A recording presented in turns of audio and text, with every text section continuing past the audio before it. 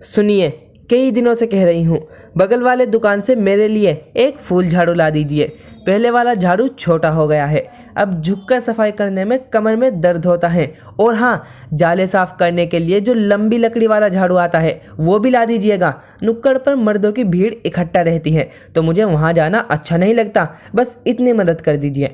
पूनम अपने पति अमित से कहती है। अमित बोले, कई बार तुमसे बोला हूँ कि कम से कम झाड़ू पोछा के लिए एक काम वाली लगा लो, पर तुम हो कि मानती ही नहीं हो। आए दिन कोई ना कोई घर में मेहमान आते रहते हैं, फिर सब काम करना कितना मुश्किल हो जाता है। पैसों का क्या है, वो तो किसी महीने ज़्यादा और किसी महीने कमाते रहते हैं। अब थोड़ा आराम अपने शरीर को दिया करो। घर के काम कम नहीं होते हैं, पर तुम औरतों को खुद पर दया भी नहीं आती। अब तुम ही बताओ, इससे ज़्यादा मैं तुम्हारी मदद क्या करूं? कहो तो झाड़ू भी लगा दूं? पूनम बोली, ना बाबा ना, पाप लगाओगे क्या? और ज़रा धीरे बोलो, अगर मम्मी जी ने सुन लिया तो मेरी क्लास ले लेंगी। और आप ये देखो, महंगाई कितनी बढ़ती जा रही है। आपको क्या लगता है काम वाली कम पैसे लेती है? अरे झाड़ू पोछा बर्तन के लिए भी 3-4 हज़ार ले लेती है। अमित बोले, 4 हज़ार बचा कर क्या कर लोगी? कहीं 4 हज़ार बचाने के चक्कर में दवाइयों में 40 हज़ार खर्च ना हो जाए। पूनम बोली, शुभ शुभ बोलिए, उतने पैसे बचाकर मैं क्यों ना बबलू को ट्यूशन लगा दूं? वैसे भी घर का काम करने में मेरा भी व्यायाम हो जाता है। बस आप झाड़ू ला देना। इतना कहकर पूनम रसोई की तरफ चली गई। अगले दिन कोचिंग सेंटर जाने से पहले अमित पूनम के लिए दोनों झाड़ू लाया। तभी उसके साथ विमला जी बोली, अरे अमित, झाड़ू तो घर में है, फिर नया झाड़ू लाने की क्या ज़रूरत है? वैसे भी झाड़ू हम दिवाली के समय लाते हैं।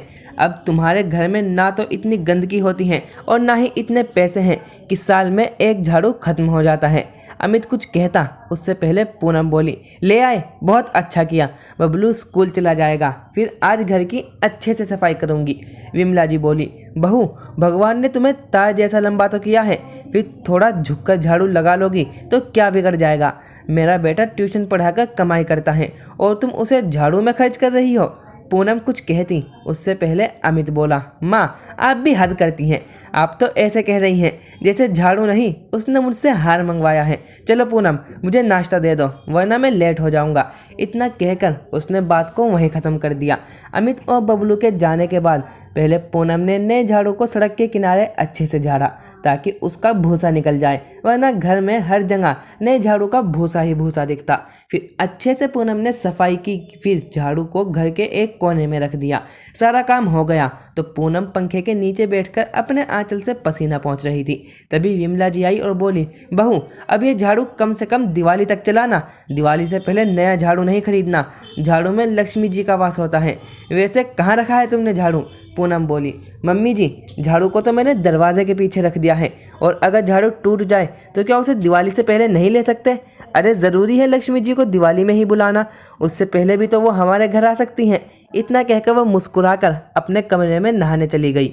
समय के साथ साथ विमला जी और पूनम की नोक-झोंक और टोका टोकी चलती रही। अमित अच्छे मेधावी छात्र थे, परंतु सरकारी नौकरी ना मिलने के कारण उसने एक कोचिंग सेंटर में ट्यूशन पढ़ाने का काम लिया।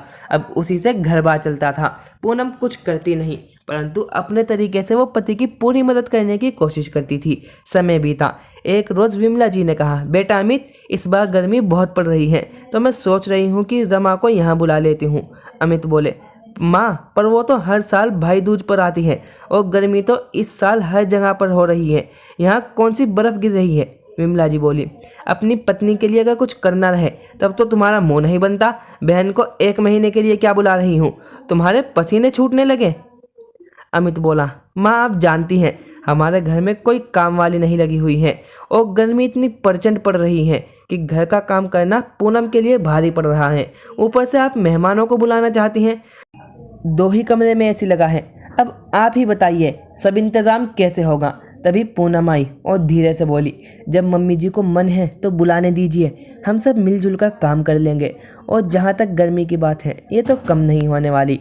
आप अपना दिमाग ठंडा रखिए और जाइए अपने काम पर। इतना कहकर पूनम ने अमित को विदा किया। अमित के जाते ही विमला जी बोली, अमित के सामने तो बहुत जोर देकर तुम बोली कि सब कुछ मिलजुल कर काम कर लेंगे, अब क्या अपनी ननद से झाड़ू पोछा करवाओगी? बेटी घर की मेहमान भगवान समान होती हैं, पता है कि नहीं? पूनम मुस्कुराकर बोली, मम्मी जी, घर का काम मैं अपनी मर्जी से करती हूँ और बेटी भगवान समान होती है और झाड़ू में लक्ष्मी का वास होता है, तो एक बहू का स्थान कहाँ होता है? घर के कोने में। और आप ही तो कहती हैं ये घर रमा जी का भी है, तो अपने घर में छोटे मोटे काम करने में कैसी शर्म? क्या ननंद बस नेग लेने के लिए होती हैं? भाभी की कुछ मदद कर देगी तो ओहदा कम नहीं हो जाएगा, बल्कि प्यार और सम्मान दोनों बढ़ जाएगा। और आप चिंता मत कीजिए, मैं अपनी ननंद को कोई कष्ट नहीं होने दूंगी। इतना कहकर वो दूसरे काम करने चली गई। लगभग 2 हफ्ते बाद 17 मई को आखिरकार विमला जी ने अपनी बेटी को बुलवा ही लिया। आते ही रमा बोली, हाय हाय मम्मी, आपने तो कहा था यहाँ अच्छा लगेगा, कितनी गर्मी है, आप लोगों ने हॉल में ऐसी क्यों नहीं लगवाया? और मैं यहाँ नहीं बैठूंगी, मैं तो कमरे में बैठूंगी। भाभी शरबत पानी जो कुछ भी है वहीं ले आओ। इतना कहते हुए वो माँ का हाथ पकड़कर कमरे में चली गई। 2-3 दिन तक रमा कमरे से ही बैठी बैठी अपनी फरमाइश करती। बस सुबह के 8 बजे से 10 बजे तक वो कमरे से बाहर नाश्ता करने के लिए निकलती। जैसे ही धूप तेज होती वो अपने कमरे में चली जाती। 12 दिन बाद रमा के बेटे का जन्मदिन था। पूनम ने सोचा घर में लोग रहेंगे तो कुछ अच्छा बनाती हूँ, पर ये क्या, रमा और विमला ने तो अपने आसपास के रिश्तेदारों को न्योता दे दिया। ये देखकर अमित बहुत नाराज हुआ। माँ बहन के सामने बोला, तुम लोग देख रही हो गर्मी कितनी पड़ रही है, पूरे दिन तुम दोनों कमरे में रहती हो, पूनम को एक पल आराम नहीं मिलता है, यहाँ तक कि रात में भी तुम सब बच्चों को हमारे कमरे में भेज देती हो, मुझे और पूनम को नीचे गद्दे बिछाकर सोना पड़ता है। माँ आप क्या बच्चों को अपने कमरे में नहीं सुला सकती? बच्चों के लिए नीचे गद्दा बिछा दीजिए, क्या दिक्कत है? हमारे कमरे में बबलू भी रहता है। रमा बोली, भैया मैं अपने बेटे का जन्मदिन मना रही हूँ, तो आपको दिक्कत क्या है? चिंता मत कीजिए, आपका खर्च नहीं होगा और ये घर मेरा भी है, ये मत भूलिए। अमित हंसकर बोला, आजकल की बेटियां अधिकार लेने के लिए लाइन में सबसे पहले खड़ी हो जाती हैं, पर जिम्मेदारियों के समय दूर दूर तक नजर नहीं आती। ठीक है, जब तुम्हारा घर है और तुम्हारे बेटे का जन्मदिन है तो व्यवस्था भी तुम ही करो, हम लोग एक कोने में रहेंगे। फिर तो ठीक है। अपने कमरे में चला गया। पूनम उसके पीछे पीछे गई। पूनम ने अमित को समझाया, कुछ रोज की बात है, क्यों रिश्ते खराब करते हैं, मैं कर लूँगी। अमित बोला, कर लूँगी, क्या और कितना कर लोगी? मुझे अपनी बहन पर नहीं अपनी माँ पर गुस्सा आ रहा है। अपनी बेटी का पसीना दिख रहा है, पर बहू पसीने से लथपथ है, वो नहीं दिख रहा है। करो जो करना है, बाद में जब कमर का दर्द बढ़ेगा तो मेरे पास रोने मत आना। इतना क्या घर से बाहर चला गया। सभी रिश्तेदार आए। पूनम ने रोटी चावल सलाद और चटनी सब घर में बनाया और सब्जी बाहर से मंगवा ली। एक बार नहीं कह पाई कि आप पैसा खर्च मत कीजिए, मैं मंगवा लेती हूँ। आखिर पूनम अकेली क्या कुछ करती। जब केक काटने की बारी आई सब वहाँ थे। किसी ने पूनम को एक बार नहीं कहा कि आप भी आ जाओ। सब फोटो खिंचवा रहे थे। पूनम भी सबके साथ ही कैमरामैन बोला, एक साथ इतने लोग नहीं आ पाएंगे। विमला जी झट से बोली, बहू पहले हमें फ़ोटो खिंचवाने दो, तुम बाद में खिंचवा लेना। पूनम बेचारी एक कोने में जाकर खड़ी हो गई, जैसे झाड़ू की सही जगह घर के कोने में होती है। पूनम के आंखों की नमी और कोई नहीं देख पाया, लेकिन अमित ने महसूस कर लिया। अमित ने उसका हाथ पकड़ा और बोला, चलो बाहर ठंडी हवा चल रही है, हम घूम कर आते हैं। पूनम बोली, अभी इतने सारे लोग हैं। अमित बोला, किसी को हमारी नहीं पड़ी है, सब अपने में मस्त हैं, चलो चलते हैं। इतना कहकर वो दोनों बाहर टहलने चले गए। पूनम उन बातों को भूल गई। 3 दिन बाद सारे फोटो बनकर आए। रमा पूनम पर कटाक्ष करते हुए बोली, भाभी एक भी फोटो में आप मुस्कुरा नहीं रही हैं और ना ही दिख रही हैं, कहाँ चली गई थी? लग रहा है आपको कोई खुशी ही नहीं थी। पूनम चुप थी। अमित वहीं बैठा था। अमित बोला, बड़ी जल्दी तुम्हें अपनी भाभी की याद आ गई? उस रोज़ तो जब तक खाना बनाना और खिलाना था तुम भाभी को ढूंढ रही थी। उसके बाद तुम्हें अपनी भाभी की एक बार भी चिंता नहीं हुई कि सबके साथ उसे भी पूछ ले। एक बात कहूँ रमा, अगर यही स्वभाव रहा तो वो समय दूर नहीं जब ससुराल में तुम भी एक कोने में पाई जाओगी।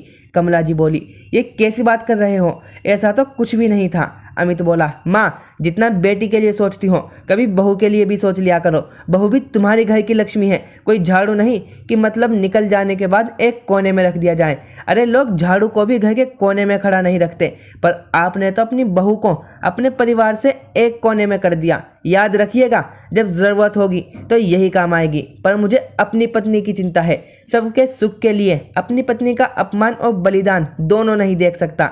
इतना कहकर वो चला गया। 2 दिन बाद पूनम की तबीयत खराब हो गई। डॉक्टर ने कहा उसके शरीर में पानी की कमी हो गई है तो उसे आराम की ज़रूरत है। अब सारा भार विमला जी पर आ गया। अगले ही दिन रमा बोली, माँ मुझे यहाँ बहुत दिक्कत हो रही है, मैं अपने घर वापस जा रही हूँ। विमला जी बोली, रमा तू तो बहुत मतलबी निकली, अब तक बहू इतनी गर्मी में भी सब कुछ करती आई, अब उसे ज़रूरत है तो तुम भाग रही हो। सही कहता है अमित, घर की लक्ष्मी बेटी नहीं बहू होती है, और उसकी जगह झाड़ू की भांति घर के कोने में नहीं बल्कि हमारे दिल में होती है। जाओ और अपना घर संभालो। अब तुम बस भाई दूज पर ही आया करो, क्योंकि मेरी बहू अब सबके नखरे नहीं उठा सकती। शाम तक रमा वापस घर चली गई। जैसे तैसे विमला जी ने सबके लिए कुछ खाने के लिए बनाया। उस रोज़ विमला जी को एहसास हुआ कि इतनी गर्मी में भी बेचारी पूनम सबके लिए क्या कुछ नहीं करती थी, पर चेहरे पर परेशानी तक नहीं आने देती थी। वह पूनम के पास बैठी और उसके सर पर तेल लगाते हुए बोली, बहू मैं तुमसे भी बहुत नाराज़ हूँ। अरे तुम्हारा भी शरीर है, वो भी थकता है, पर तुम हो कि उसकी बात ही नहीं सुनती हो। मुझे मेरी भूल का एहसास हो गया है, हो सके तो मुझे माफ़ कर देना।